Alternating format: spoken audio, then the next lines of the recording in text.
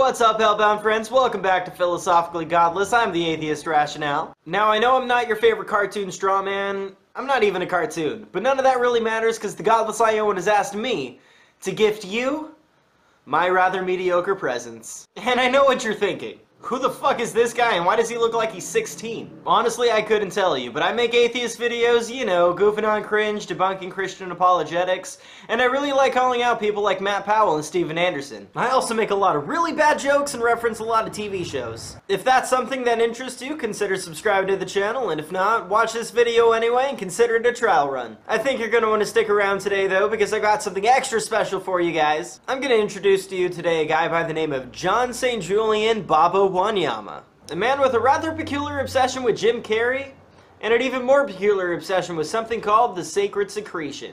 I couldn't miss a chance to try and get this video on today if I can, because something very profound has happened inside the public eye. It was Jim Carrey speaking about the sacred secretion. Let's roll my intro and dive right the fuck in.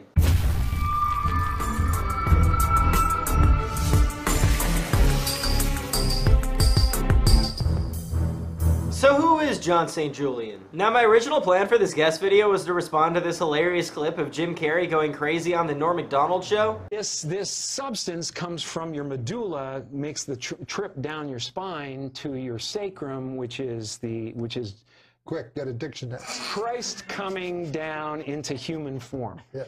And if you don't squander that essence, that sexual essence, it ascends again and goes back up to heaven, which is your thing. Brain chemicals and Jesus? Alrighty then. I figured the jokes would be writing themselves, plus you get that added benefit of a Christmas episode. It's also the story of Santa Claus. Why he comes down the chimney is because this juice or this whatever substance actually passes what's called the claustrum, which is where they got Santa Claus. What I didn't realize, however, is how excited people get when celebrities talk about things that they believe in. Or that you might accidentally download their response video rather than the original clip you were looking for. It was Jim Carrey speaking about the sacred secretion. The person you just saw is John St. Julian Baba Wanyama, and he's the subject of today's video. And as you can tell, he seems to be a pretty vocal advocate for something called the sacred secretion. And it's the secretion I've spoke about in length that we secrete within our bodies and then we return via correct living, via temperance and pure thoughts towards others, which lead to pure actions. And in my experience, service to God.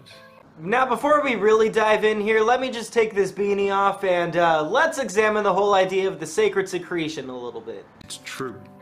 I have used the sacred secretion. I have used the alchemy of Kundalini, as it's been labeled with him, or the transformation of that energy within you to become the best functioning human being I can. It seems these magical brain secretions, whatever they are, have made John St. Julian here the best possible human he could ever be. In fact, But without the sacred secretion, you're 30% of the human being you can be. he's a full 70% more human than the rest of us who haven't yet accessed that sacred secretion. But look no further because John St. Julian is here to liberate you. This knowledge literally can liberate humanity. 100%. Humanity can be liberated by the knowledge of the sacred secretion, because in liberating themselves with that, they learn how the human body works at its best. Liberation and access to all knowledge of the human body? But does this knowledge do anything else, John? Goodbye depression. Goodbye lack of temperance. Goodbye sexual immorality. Goodbye pornography addictions. Goodbye alcohol addictions. Goodbye drug addictions. Goodbye obsessive compulsive problems. Goodbye judgment of others. Goodbye nearly all negative behaviors. Ah yes, not only does this sacred secretion thing take away all your negative behaviors and your depression, but it also takes away that weird urge of yours to troll the MILF section on Pornhub.com. I mean, at least if that's what you consider to be sexually immoral. Oh, and that chemical imbalance that required medical intervention? Gone! And all you need to do is preserve the sacred secretion. God, I really hope that's just brain chemicals, because that's an innuendo if I've ever heard one. All jokes aside, I am going to have to get serious here because unfortunately, everything you just heard John St. Julian say, he believes wholeheartedly. And I'm here to explain to you today exactly why all those ideas are a lot more dangerous than they seem to be on the surface. But before I can do that, I have to return to the question that preceded my intro. Who is John St. Julian? Now, John is a very interesting fellow, to say the least. He started a charity about 4 years ago called Share Tanzania, and I guess he did it because God told him to? And in all honesty, it looks like the charity does a lot of real good for the people in Tanzania. They provide hundreds of impoverished children throughout Tanzania with access to medical care, food, and even education. And if the guy is helping out so many people, I can really get down with that. It's really hard to escape the cycle of poverty. I myself was barely able to escape homelessness with a nice combination of grant money from school and having 1 or 2 jobs to go along with it. And even with that, my girlfriend and I have to help each other out just to barely make it. And that's not to say that we have it the worst, because there's so many factors that go into it that make it much harder for a lot of other people. Like the Children Share Tanzania helps, for instance. I mean, not only do they live in a country that just doesn't have the same kind of resources that a country like the United States has, but a lot of the children he takes care of are orphans. Some of them also suffer from HIV or were victims of child abuse and needed somewhere to go. A portion of them are even children with disabilities or conditions such as autism or Down syndrome. And to top it all off, he even has a dog rescue that houses over 60 dogs. There's no denying he's doing a lot of good here. He for sure helps hundreds of children and even a lot of dogs. It just starts to get weird the more you look into it. You see, part of Share Tanzania is the Feather's Tail Children's Village. This just happens to be where John St. Julian lives with those 98 children, 48 of which are special needs children. He also seems to take in some of the mothers of these children as well. However, while they do have an on-site physiotherapist and an on-site occupational therapist, which I assume helps tremendously, the only listed requirement to be on staff in the village for the special needs children is to literally be a parent of a special needs child. While I don't doubt the fact that being a parent can provide a lot of help, you should probably have more qualified staff there around the clock in order to take care of these children. Especially if a large portion of these children have HIV or AIDS, because a physiotherapist in that situation just isn't gonna cut it. But I guess it's good they have an NGO vehicle that's an hour away from the hospital, right? In fact, why have a village at all instead of something in the main city closer to the hospital? Looking into Feather's Tail Children's Village, I noticed that it's presented pretty magically, at least on John St. Julian's YouTube channel. John produced a video for a comic book that he wrote entitled Feather's Tail Comic, Joshua's Story. The video features the story of a boy named Joshua and his sister Miriam. Both of them are dealing with an alcoholic father who in a drunken stupor killed his daughter's boss. And after finally summoning up the courage to run away from their father, they're greeted by a magical bird who leads them on the road to Mount Kilimanjaro. And well, Share Tanzania's Feathertail Village is located near the Kilimanjaro Mountains. Hold on to that thought though. Now remember how I told you John St. Julian was called by God to start his charity? Well, feathers to him seem to be messages from God, and this seems to be where he drew the inspiration to name his village. Just listen to the guy. Now, I receive feathers as a sign from God. They are a sign of comfort for me, and also can lead me in the right direction of where I need to go. You see the moon rising above me. And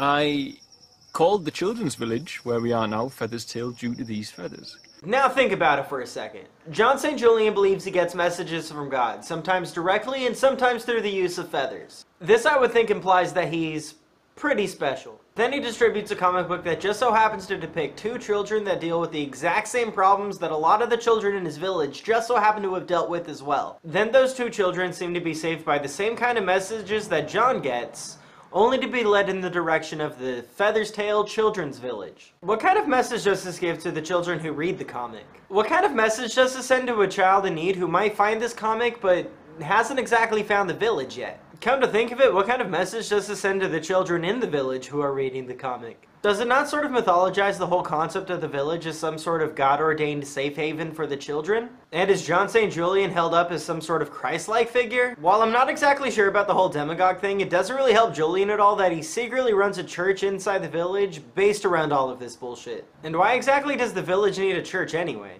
That shouldn't be something you need in your village in order to take care of the children. It honestly just takes away from the resources you could be using to get those children, you know, people more qualified than mothers that can help in those emergency situations when you're dealing with children suffering with HIV and AIDS. If you're wondering why I'm saying the church is a secret, it's because the church isn't mentioned on any of the charity websites. Not the official government website for the charity, not in anywhere of the legal documents for the charity that lists its operations and objectives, not even on the official website for Share Tanzania, which just so happens to have an entire section dedicated to the Feather's Tail Children's Village. In fact, the only reason I know he has a church on the property in the first place is because I sifted through hours and hours of his content until I found this. Many people call it, oh, there's a preacher in the background. There's a preacher using a megaphone in the village, so if you hear something, that's what it is. That's from the same clip where he talks about those godly feather messages, by the way. Now, the fact that he's running this church out of the charity should be a little concerning. First off, the charity is funded entirely through donations. In the government financial documents for his charity, he lists most of the avenues for financial donations. Since Patreon is advertised as another medium for Share Tanzania, I could only assume that it's included in their final calculations. With all that being said, seeing as how this is a non-profit charity, he's actually required to list all the expenditures, what services everything goes to, and what activities are actually taking place at the children's village. He seems to purposely leave the church out, more than likely because in order to keep the church running, he has to dip into those donations. And well, the church doesn't directly in any way provide for the welfare of those children. It's an entirely selfish venture on John St. Julian's part, and worst of all, it takes away from the resources he could be using to provide for those kids. Oh, and I know it's his church because he says so when he visits the forest where God told him to start it. I probably learned more about God in these forests than anywhere else on the world apart from my time and service in Tanzania. My church, and without a doubt, the start of my spiritual awakening, very much has its foundations here. So the guy most definitely is doing something unethical in Tanzania. But if you combine the fact that the guy seems to have some sort of divine connection with God, the fact that he secretly runs a church out of the village that more than likely centers around his specific set of beliefs, the fact that most members of his church are going to be the members of the children's village, who we all know are in very vulnerable states, mind you, and are likely to seek comfort in the church, I'd say there's a strong possibility that John St. Julian here is actually running a cult in Tanzania that just so happens to take advantage of these impoverished peoples. And just to kick you while you're down, it's also on the back of all the people who are donating to his charity. Now, John St. Julian seems to borrow a lot of his ideology from Gnostic Christianity. Much like the Mormons, Gnostic Christians use their own text in conjunction with the Bible, only theirs is called the Nag Hammadi Library. It's a collection of 52 books, complete with its own Gospels. The most notable probably being the Gospel of Thomas. Its own creation story, which I'm going to let John here briefly explain to you guys. The Archon created this reality and forgot that it was not the original God. But what it also says is that the Archon took its mother, the Sophia, and trapped it in matter to use that energy. So it says the fragmentation of that energy is us. We are the Sophia trapped in matter. Oh, and apparently its own plagiarized version of Plato's Republic, edited of course to include Gnostic teachings. It just seems you can't have any form of Christianity without at least a little bit of plagiarism. Now, I'll be honest with you, if it's not completely obvious already, I haven't totally figured out Gnosticism yet. Every single source that I found on the subject, including John St. Julian here, seems to have completely different opinions on what seem to be the very core beliefs of Gnosticism. And to some extent, I guess that might even be explainable. Within Gnosticism is this idea of gnosis. Now, it's the Greek word for knowledge, but Gnostic Christians use it to mean a little bit something different. And depending on where you look, it also means different things. Generally, it can be boiled down to enlightenment, a sort of truth about reality and God that you have to experience yourself. Oh yeah, and that apparent necessity to explain gnosis in a way that generally conforms to the culture at the time. I'd call that a cop-out, especially since they literally fucking plagiarized Plato's Republic. But what that kind of idea creates, however, is hundreds of websites and hundreds of followers that all explain Gnostic concepts in different ways using entirely different words. Like the sacred secretion, for instance. Jim Carrey and John St. Julian are actually explaining the exact same thing, only with different words. I believe the knowledge of the sacred secretion, which he's just spoken about, and he calls it the alchemy of transformation of sexual energy, which is another way of perceiving it. If you're sexually moral and you don't overindulge and become overly acidic, etc., then absolutely you can call it that. But as you could probably tell from that last clip, John St. Julian is only okay with interpretations from people he deems to be sexually moral. Whatever the fuck that means. Gnosis, being like a state of enlightenment, is written as a sort of achievable state, something that you can obtain. John St. Julian just believes that the way to achieve that enlightenment is through the sacred secretion. He just also seems to attach a lot of magical thinking to that state. And that's how it should be for all humans. That's how it was for the native tribes. But thus, we've gotten lost, and we think that our two hands and our 2 feet are the things that can do it for us. They can to some degree, but without the sacred secretion, you're 30% of the human being you can be. And that's why I think what John St. Julian is doing is kind of dangerous. Feather's Tail Village houses nearly 100 kids, a lot of which are special needs or suffer from terrible diseases. A lot of these kids were abused and came from broken homes. And instead of maybe providing proper counseling for these kids, instead of providing better emergency care, he instead runs a church out of the village that offers no real solutions. Just a magical brain juice cure-all. If our children were taught how to preserve that substance to get their body to vibrate in a way where they are constantly a tuned antenna of prayer to the realm of God, and thus their heart is always roaring, always happy. That is the sacred secretion. That is the importance of it. And a man I made a video about recently, Jim Carrey, has just spoken about it in the public eye.